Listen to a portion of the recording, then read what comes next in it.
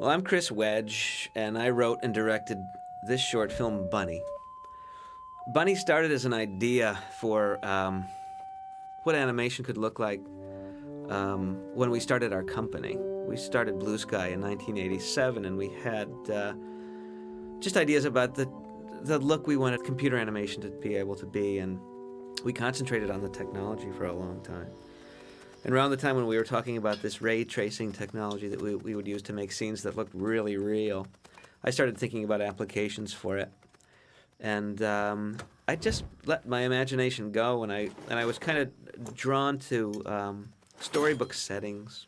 I was reading a lot of storybooks to my daughter at that point. She was a little girl, and would read Goldilocks and the Three Bears, or we'd look at books that were illustrated by maybe Bill Joyce or Chris Van Allsburg, and just this lush, full storybook illustration style that I just thought we could do on the computer. And I used my own memories of places that I had been when I was a child to kind of inspire the setting.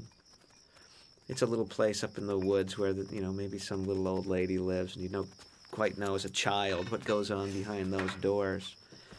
And I think Bunny ended up being a dreamlike world that kind of crosses over this place where, as children, we kind of imagine how the world might be before we have enough life experience to know that it's not.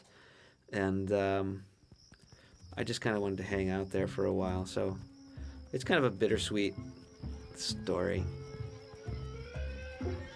that's funny in moments.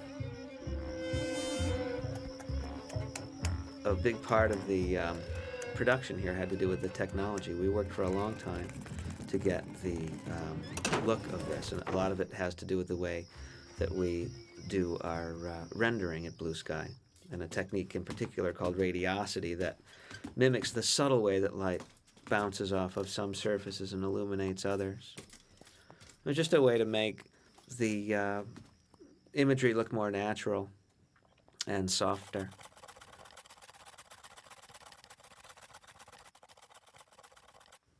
We had a lot of fun working on this project because we weren't making it for anyone but ourselves.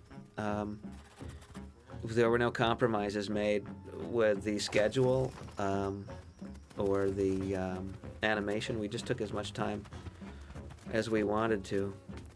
We just didn't put it on a schedule at all. Even with the story, we let ourselves feel a little freedom with that. We kind of animated the middle of the movie first before we had a beginning or an end, and then we put the beginning and end on last. I guess that's a common thread in some of the work that I've been involved in anyway. In the story, you just see this lonely old bunny, kind of this ornery old bunny being pestered by this moth, and it's nothing but a nuisance to her. And finally it gets on her nerves so badly that she smacks it into the batter of the cake that she's making, and she shoves it into the oven to bake.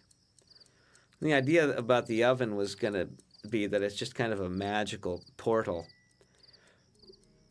She falls asleep here, and we don't know if she's dreaming or not. I mean, this sort of thing never happens in the real world as far as I know. And it smacks open, and and we see this mysterious light coming out. I wanted it to look just like a portal to another place. And when she sticks her head in there, it's almost like it's a different world entirely. There's that moth again, and she's mesmerized by it. We can't see exactly what she's seeing, but it looks as though it's enticing enough to get this moment where she actually climbs right in there, which is kind of a strange idea when you think about it. But I mean, this is such a fantasy, this film, that we felt we could get away with it. When we cut in there, though, the spatter paint on the side of the oven becomes a star field, and then when we get to look at what she saw, we can see that it's the light. It's the light. It's moth heaven. And when we get to the final moment in the movie, we discover who the moth has been all along and why it was bumping on Bunny's wedding photo.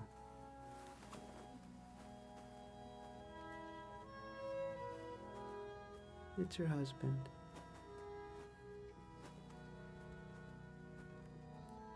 It was so fun to work on Bunny. We really only made it because we wanted to.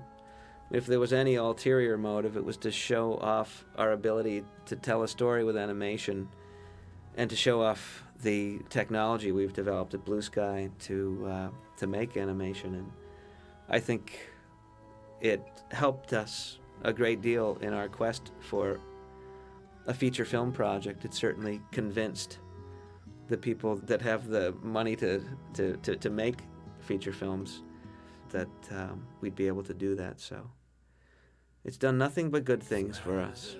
It was the one thing that we ever did that was done purely because we wanted to, and I think it paid off bigger than anything.